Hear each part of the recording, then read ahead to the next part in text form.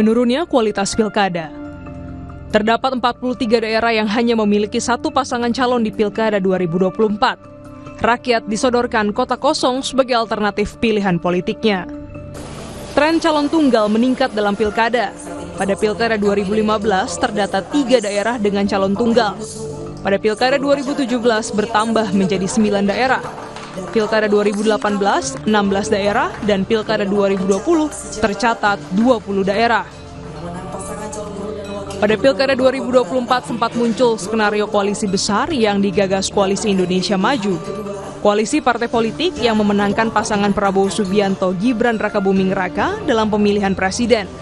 Dengan harapan kemenangan Pilpres dapat diteruskan di Pilkada. KIM lalu mengajak partai politik di luar koalisi mereka dalam Pilpres untuk berkoalisi di Pilkada. Koalisi inilah yang disebut KIM Plus dan menggalang skenario calon tunggal di sejumlah daerah seperti pemilihan Gubernur Jakarta, Banten, Jawa Barat, Jawa Timur, dan Sumatera Utara.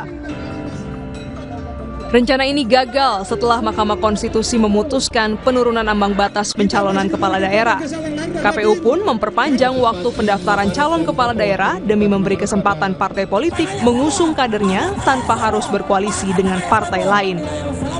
Meski demikian, putusan MK pun tetap tak mengubah tren banyaknya daerah dengan calon tunggal. Rakyat pada akhirnya dipaksa untuk memilih antara satu pasangan calon kepala daerah atau kota kosong sebagai alternatifnya. Selain menjadi strategi memenangi pilkada, calon tunggal juga terjadi karena kekuatan calon kepala daerah.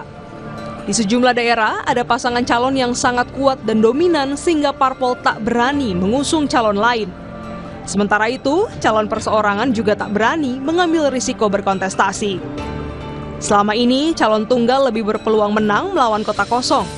Satu-satunya kemenangan kota kosong terjadi di Pilkada Makassar 2018. Itulah mengapa calon tunggal dianggap salah satu strategi termudah dalam pilkada.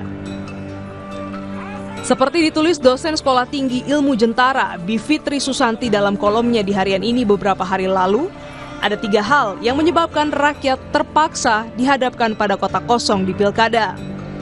Ketiganya terjadi karena peran partai politik.